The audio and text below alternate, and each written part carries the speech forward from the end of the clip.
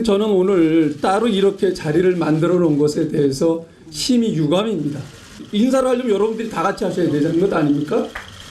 당 지도부가 이런 식으로 가시면 저는 안 된다고 봅니다.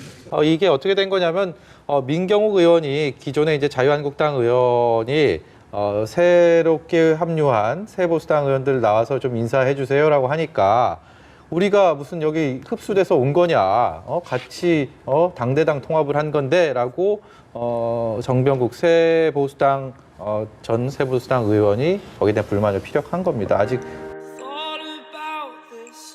미래통합당이 어제 출범을 했습니다. 유승민 의원, 그 상대 어떤 큰 축이라고 생각이 들었지만 어제 창당식에는 나타나지 않았고 오늘도 의원총회가 있었는데 또 모습을 보이지 않아서 불출마 선언을 하긴 했지만 아예 그냥 백의종군한 상태에서 이 보수통합에 대한 열차를 승선하지 않겠다는 의미인지 아니면 어떤 생각을 가지고 있는지 참 궁금합니다. 승선을 안 하기는 어려울 거예요. 일단 본인이 신설합당 얘기를 했고 일단 뭐 그 보수재건 원칙이라는 거를 이제 적어도 한국당 시절에 며칠 안 된 얘기입니다만 한국당 시절에 이미 이제 수용을 했기 때문에 유승민 의원이 승선을 안 하기는 어려운데 저는 이제 유승민 의원은 사실상 흡수통합이라고 보는 거죠. 지금 새보수당과 자유한국당의 관계를 보면은 사실상의 흡수통합인데 그 탄핵 강에 관련된 문제일 것 같아요. 현실 정치를 인정해서 그 합당에 동의했습니다만 적어도 유승민 의원으로서 명분이 약해져 버렸어요. 지금. 예. 탄핵안을 건너자 이런 얘기 했다는 건 어쨌든 적어도 탄핵을 인정하자 이런 얘기였거든요. 예. 근데 오히려 이제 한국당 내에서는 미래통합당 전시입니다만 탄핵에 찬성해서 나왔던 유승민 의원을 받을 필요가 있는가라는 얘기가 오히려 나오고 있단 말이죠. 관점에 따라 전혀 다른 거예요. 예. 그런 부분이 해결이 안 된 거예요, 사실은. 저는 다른 것들은 통합이라는 대의 밑에서 다른 사소한 변수들은 용해될 수 있다고 봅니다. 네. 그러나 저도 탄핵이라는 거는 주권자들이 그 당신 중도 보수할 것 없이 합리적 보수할 것 없이 절대적인 찬성을 보냈어요. 탄핵에 대해서. 그리고 국회에서의 의결 절차가 있었고 헌법재판소에서 파면됐던 거란 말이에요. 2017년도 3월 10일 날. 이건 헌법 절차에 따라 된 것이기 때문에 그 당시에 탄핵에 대해서 반대한 정당은 이에 대한 입장 표명이 좀 필요하다고 봐요. 다른 것들은 넘겨도 돼요, 적당히. 선거 승리가 중요한 것이고 또 정당의 목표는 선거 승리를 통한 권력 획득이기 때문에 그러나 적어도 이 부분은 헌정주의의 입장이 됐건 적어도 민주주의의 입장이 됐건 어떠한 형태로든 간에 어떤 그 합의가 필요한데 이게 적당히 봉합되고 넘어가는 모양새거든요. 네. 그러니까 그런 것들에 대한 명분이 유승민 의원에게는 있죠. 속내는 모르겠다고 치더라도 모른다고 치더라도 말이죠. 네. 바로 그런 점에서 전 미래통합당의 통합이 완전히 화학적 결합이 아직 안 돼 있다라고 네. 보는 거예요. 물론 과거에 질이 멸려된 과거에 뭐 얼마 전 얘기입니다만 그런 때에 비하면 상당히 보수가 통합이 돼서 저도 아까 그 말씀 드렸습니다만 진영을 갖춘 거거든요. 진용을 갖춘 건데 유승민 의원이 계속 의총도 무청하고 이랬던 건 그런 것들에 대한 나름의 정치적 의사표시를 하고 있는 거다라고 보여집니다. 일단. 네. 미래통합당이 어제 창당을 하고 나서 하루 만에 오늘 첫 의원총회를 열었는데 분위기가 좀 싸늘했다고 합니다. 그 왜 이렇게 싸늘했는지 일단 그 의총 현장을 좀 보고요. 그리고 김영준 교수님께 어떻게 보셨는지 여쭤보도록 하겠습니다. 보여주십시오. 그 어려운 서로의 결단을 통해서 오늘 이 자리까지 왔습니다. 그러나 이것은 오늘 미래통합당은 함께 참여를 하는 겁니다. 저희들 이 앞에 나온 사람들이 새로 들어오는 것이 아니고 함께 하는 겁니다. 저는 오늘 따로 이렇게 자리를 만들어 놓은 것에 대해서 심히 유감입니다. 우리가 하나가 된 것 아니겠어? 따로가 아니지 않습니까? 영국형 말이 맞습니다. 왜 자리를 이렇게 따로 만들어 놓고 우리가 나와서 왜 인사를 해야 되는지 인사를 하려면 여러분들이 다 같이 하셔야 되는 것 아닙니까? 당 지도부가 이런 식으로 가시면 저는 안 된다고 봅니다. 우리는 다 같이 미래통합당을 만든 사람들입니다. 여러분들도 같이 만들었잖아요. 여러분들도 다 같이 인사를 하고 함께 하셔야지 왜 우리가 들어와서 우리만 인사를 해야 됩니까? 환영합니다. 함께 미래통합당으로 함께 갑시다. 예, 시작은 좀 서운함을 표현하고 마지막에는 이제 화이팅을 했는데 이게 어떻게 된 거냐면 민경욱 의원이 기존에 이제 자유한국당 의원이 새롭게 합류한 새보수당 의원들 나와서 좀 인사해 주세요라고 하니까 우리가 무슨 여기 흡수돼서 온 거냐, 같이 당대당 통합을 한 건데라고 정병국 새보수당 전 새보수당 의원이 거기에 대한 불만을 피력한 겁니다. 아직 최창렬 교수님께서 화학적 결합까지는 아직 좀 더 시간이 필요해 보인다라는 말씀하셨는데 저거 어떻게 보셨습니까? 오선의 정병국 의원이 실은 이번에 새보수당과 자유한국당이 통합되는데 굉장히 역할을 많이 하신 분 중에 하나예요. 근데 그 의원총회 과정을 보면은 적나라하게 흡수 통합이라는 것을 만천하에 보여주는 식으로 절차가 진행이 되다 보니까 네. 그것에 대해서 문제 제기를 한 것은 굉장히 적절한 지적이라고 봅니다. 이건 신설합당이에요. 그런데 마치 물론 처음에 103석을 갖고 있는 나름대로의 105석이죠. 105석의 자유한국당과 7석의 뭐 새보수당과 1석의 전진당이 합쳐져서 지금 113석이 됐는데 예.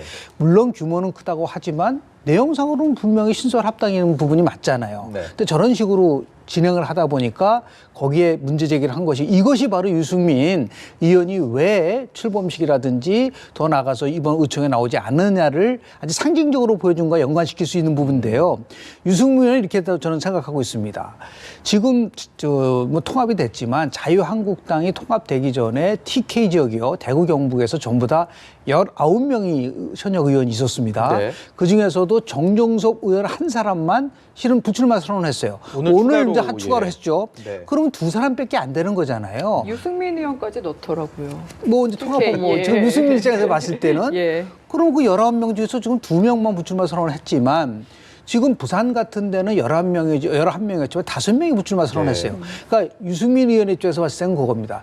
TK에서 과연 과거에 강성 친박이라고 하는 사람이 얼마만큼 많이 컷오프 당해서 혁신하는 모습을 실질적으로 보여주냐에 따라서 그러면 아마 이제 참여를 할 거라고 저는 그게 바로 탄핵의 강을 건넜다는 상징적인 부분이 있기 네. 때문에 그것이 진행되지 않는 상황 속에서는 저는 쉽게 다음 이후의 행보에도 나오지 않을 것이다라고 조심스럽게 전망을 해보는데요. 결국은 이제 공천관리위원회 김형호 위원장이 어떤 의지를 가지고 결기를 가지고 이걸 풀어나갈 것이냐 문제가 남아있는데 그동안 김형호 의장이 얘기한 거로 봐서는 충분히 그럴 가능성이 저는 굉장히 높다고 봅니다. 예. 그러면 이제 자연스럽게 이제는 이제 저는 조금 이제 그 미래통합당의 좀 아쉬운 부분은 뭐냐면 어차피 선거가 58일 남았습니다. 당 지도 체제가 뭐가 그렇게 중요하죠? 네. 이걸 빨리 공동선대위 체제로 전환을 시켜서 유승민 의원하고 황교안 대표가 다른 분들이 공동선대위원장으로 가게 되면은 역할이 부여가 되잖아요. 네. 그럼 유승민 의원도 참여할 수 있는 것이 생기는데 당 지도 체제를 황교안 대표 체제로 하니까 이거는 명확하게 흡수 통합됐다라고 하는 것을 아주 굉장히 공공연하게 보여주는 부분이 있기 때문에 이 부분에 대해서 아직까지 마음의 결심을 못한 거라고 봅니다. 일단 통합이 됐기 때문에 이걸 뭐 현 상황 속에서 부인할 수는 없어요. 그러나 미래통합당이 통합의 시너지 효과를 얻고 특히 수도권 지역에서 유승민 의원이 갖고 있는 3 내지 5%의 득표력을 최대한으로 발휘하려고 한다면 빨리 황교안 대표하고 유승민 의원하고 공천관리위원장인 김형호 위원장이 3자 회동을 저는 빨리 해야 된다고 봅니다. 네. 그렇게 해서 혁신의 방향이라든지 앞으로의 방향성에 대해서 모습을 보여줘야지만이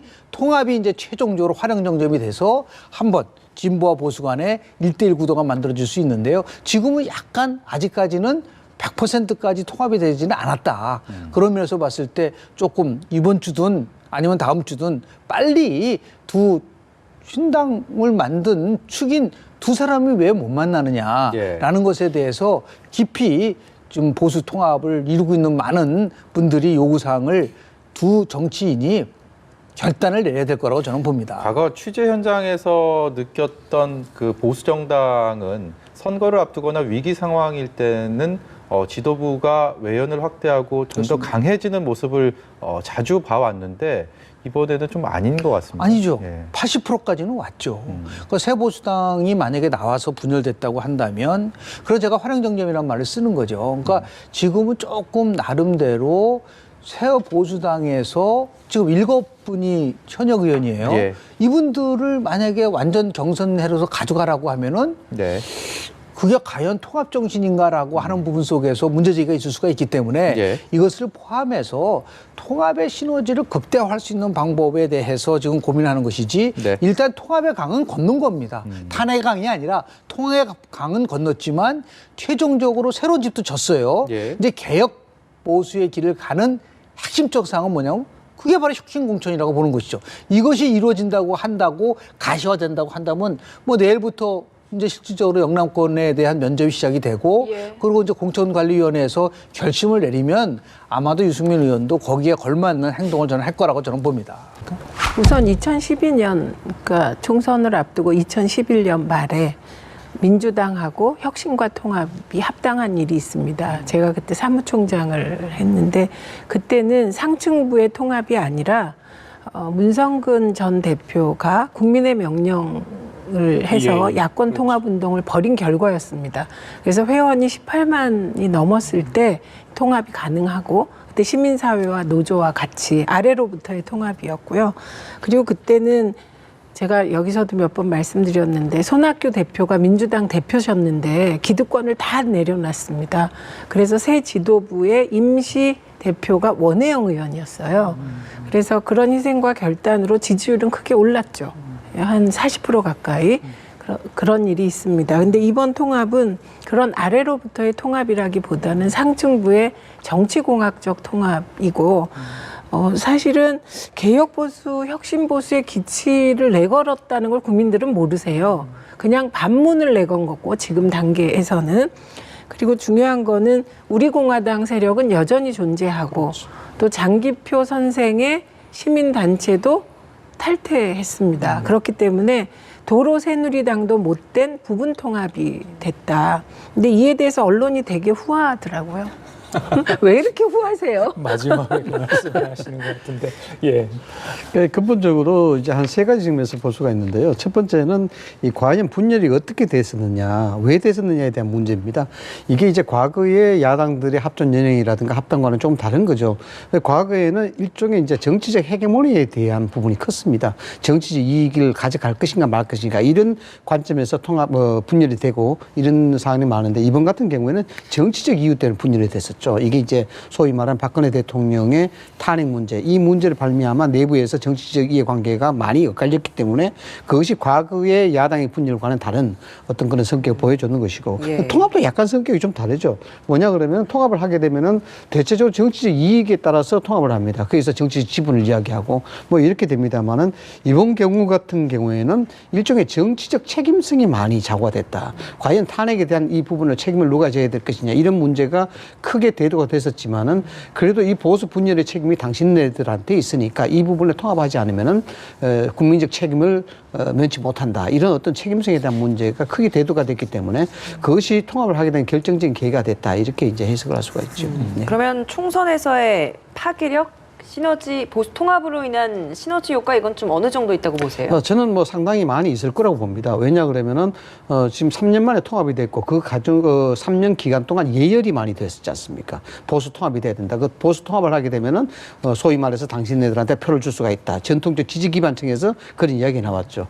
여기에 어쨌든 뭐 부응을 하는 그런 셈이 됐고 두 번째로는 이번 총선은 중도 보수의 외인 확장에 대한 부분도 이야기를 많이 합니다만 어떻든 간에 상당한 소위 말해서 팬덤 싸움이 될 것이다. 지지층 간의 철저한 진영 논리로 대결되는 그런 총선의 양상이 될 것이다. 그렇기 때문에 지금까지 한국당과 새 보수당이 이렇게 균열된 것으로 본다 그러면은 보수 진영이 균열돼 있기 때문에 여기에 팬덤에 직결할 수 있는 소위 결집 사항이 좀 약해지지만 미래통합당이 되면서 소위 말해서 진지가 구축이 돼버린 셈이죠. 이 진지가 구축이 됐기 때문에 양대 정당, 즉 민주당과 미래통합당의 진영 간 대결이 더욱더 가속화될 것이다. 그렇게 되기 때문에 일종의 민주당과 미래통합당은 적과의 동침을 할 수 있을 것이다. 여기에 중도 외인 확장을 이야기하는 군소정당이라든가 여기에 총선에 좀 확장을 하려는 그런 세력들이 힘을 많이 잃을 것이다라고 전망을 할 수가 있습니다. 한국당의 뼈대 위에 살 몇 개 붙인 거다. 도로 한국당, 도로 새누리당 뭐 이런 이야기도 있습니다만 일단 이 교수께서는 통합의 효과가 총선 때 나타날 거다 이렇게 지금 말씀을 하셨거든요. 그렇죠. 그렇죠. 정치 공학상 볼 때 새로운 보수당과 바른미래당과 막 이렇게 나누어져 있는 것보다는 새로운 보수당 변수가 빠진 거잖아요. 예, 그래서 일정한 효과는 있으리라고 생각합니다. 근데 예를 들면 진지가 없었냐? 있었죠. 근데 황교안 대표가 처음 진지를 어떻게 보면 수구 극우 세력 쪽에 그래서 집회를 하면서 뒀다가 그쪽에서 약간 탈피하는 모습을 보인 이 점을 아마도 긍정적으로 평가할 것 같습니다. 그러나 부정 요인은 이게 이회창 전 대표가 과거에 통합 한번 한 적 있습니다. 그게 2000 몇 년이었던 것 같은데 그때 이회창 대표도 그냥 기득권을 다 내려놓고 의석수가 적은 정당 쪽에 대표 자리를 내줘요. 97년도. 예, 그게 97년인데 그게 일정 정도의 효과가 있었거든요.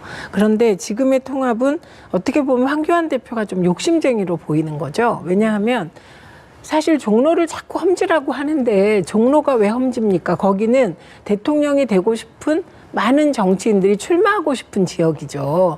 그래서 거기를 험지로 규정하면서 마치 희생하는 듯이 가고 그래서 대권 1번지 정말 정치 1번지인 종로에 출마도 하고 대표직도 갖고 정말 욕심쟁이 프레임에 빠질 그런 상황입니다. 이건 언론 환경이 굉장히 좋아서 그렇지 안 그러면 객관적으로 봤을 때 유승민 대표 홀대론이 나와야 되는 그런 상황이라 이 부분은 통합에서 국민적 감동을 줄 수 있는 포인트를 스스로 놓친 지점이고 예. 아마도 유승민 대표를 이렇게 홀대하고 안 만나준 것 이 부분에 대해서 후회하시게 될지도 몰라요. 통합할 때 이렇게 하는 건 처음 봤어요. 그러니까요. 그 유승민 보수재건 위원장도 어제 출범식에 불참했고요. 그리고 유승민 의원과 뜻을 함께하고 있는 새 보수당 의원들, 뭐 이혜훈 의원, 그리고 하태경 의원, 지상호 의원들도 어제 참석을 하지 않았습니다. 때문에 이게 화학적 결합까지는 아직 안 된 거 아니냐 이런 얘기 있거든요. 정치인들의 행보는 메시지로 봐야죠. 이렇게 특별한 미래통합당 창당일 출발하는 그런 날에 참석하지 않았다는 것은 그 뭔가 석연치 않은 구석이 있다 이렇게 봐야 됩니다. 뭐 지금 유승민 의원 같은 경우에 실질적으로 뭐 두문불출하다시피 하고 있다 그래요. 그런데 이제 언론을 통해서 하는 얘기는 나는 왜 정치를 해야 되는가 여기에 대해서 심각하게 다시 한번 고민해 볼 필요가 있다. 그런 시기가 아니냐 뭐 이런 얘기를 하고 있는데 이렇게 보시면 될 것 같아요.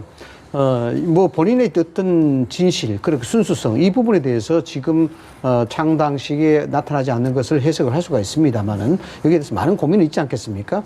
그런데 이제 굳이 정치적으로 해석하자 그러면은 뭐 저는 괜찮다고 봅니다. 왜냐 그러면은 유승민에 대한 가치 자체가 어느 정도 정치권의 표면화될 수 있는 부분들은 실질적으로 이런 드라마틱한 얘기가 나왔을 때입니다.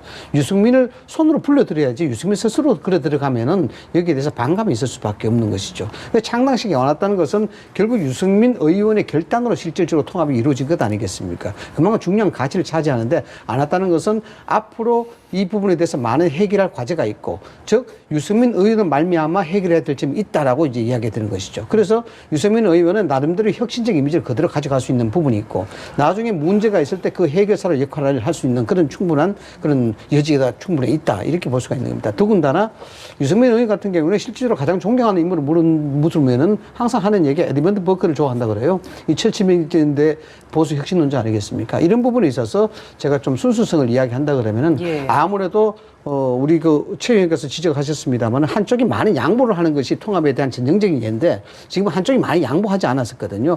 이런적 측면에서 혁신에 대한 진정성을 어떻게 우리 자신이 이야기를 할 수 있을까에 대한 부분을 충분히 고민하고 있지 않느냐라고